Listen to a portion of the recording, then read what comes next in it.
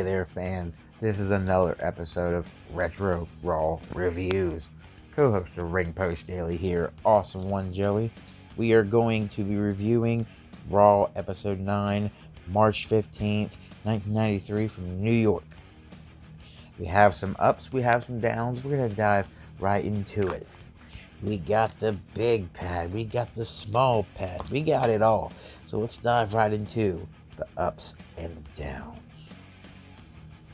So we get onto our first match, Razor Ramon defeating Ross Greenberg.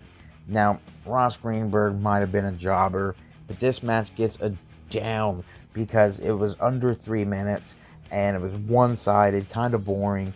And to be honest, Razor Ramon is about to go into WrestleMania 9 and face former WWE Champion Bob Backlund.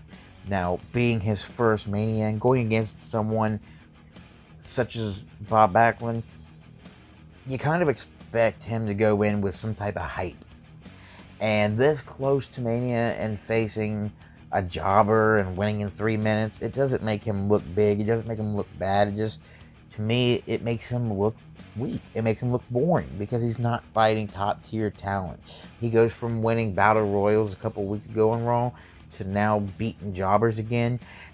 And right on the cusp of WrestleMania against a big-time wrestler, a big-time player like Bob Backlund. No, sir, this gets a down, and we should have saw a bigger name get defeated by Razor if he was going to beat anybody on Raw. Then we get to match 2, Typhoon defeating L.A. Gore.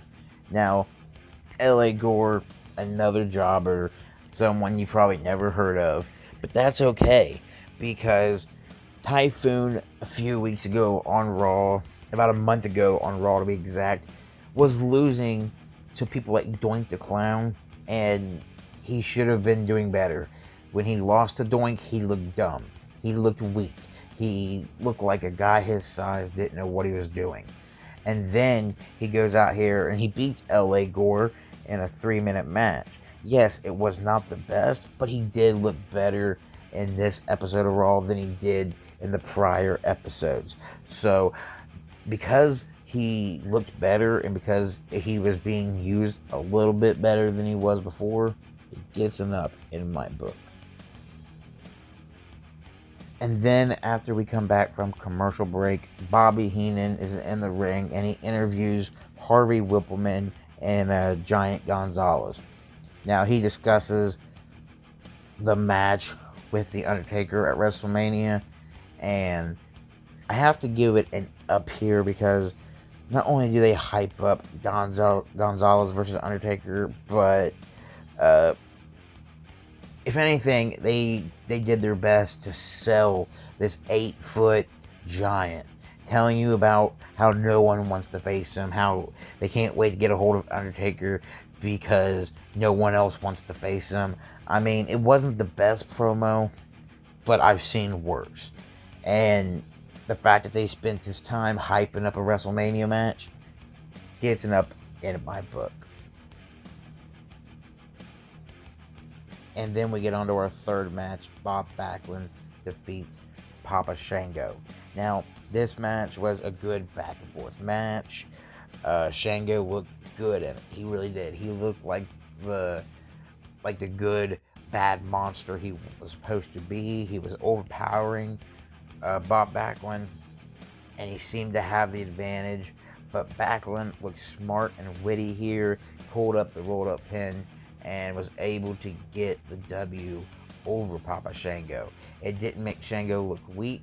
If anything, he looked strong in the match, and it made Backlund, right before his match coming up at WrestleMania, made him look strong, make him look smart, made him look witty, made him look like he knows what he's doing. And having an amateur wrestling background, he proved it in this match. Yeah, he got beat down, but he didn't stay down. He found a way to win, and that's all that matters in wrestling, is that you win. So this match gets an up. And then we move on to one of my favorite segments in the past couple of weeks at this time, Mean Gene Okerlund is giving us another WrestleMania update. He's telling us about the updated match card. He's telling us about the pageantry of WrestleMania, who will be there, what it will look like. I mean, Mean Gene is really trying to sell this pay-per-view event. If you weren't interested yesterday, then today you were. Today you were like, oh, well, now I might want to check out WrestleMania, because compared to what Mean Gene's saying, it sounds pretty good. Sound like a WWE event we ain't seen before. So, good job, Mean Gene, and you get the up for not just keeping us updated, but keeping us in the loop and selling the event pretty damn good. And then we get on to match 4, the main event, the Nasty Boys versus the Head Shrinkers. Now this ended in double count out, but it's all fine because the fans were really into the main event. They really were behind the Nasty Boys, and they wanted to see them take down the Head Shrinkers. It wasn't the worst match ever. It was actually pretty decent. And even though it ended in double count out, we got to see a food fight. I mean, mustard and popcorn and everything flying everywhere from the concession stand at the side of the Titantron. And it was just really, really decent match. And the ending, sure, we would have loved to see the Nasty Boys get the 1, 2, 3, but no team looked weak here, and it ended in a food fight, and if anything, that was funny. So it gets an up in my book. Good job, Nasty Boys and Head Shrinkers, on putting on a decent ending to Raw. Well, everybody, this was episode 9 of Monday Night Raw, and this was our 9th episode of Retro Raw Reviews. Thank you for watching. Comment in the comment section what you agreed with, what you didn't disagree with, what you would have liked to see, what you hated seeing. And also don't forget to check out Ring Post Daily Podcast, and we'll see you in the next episode.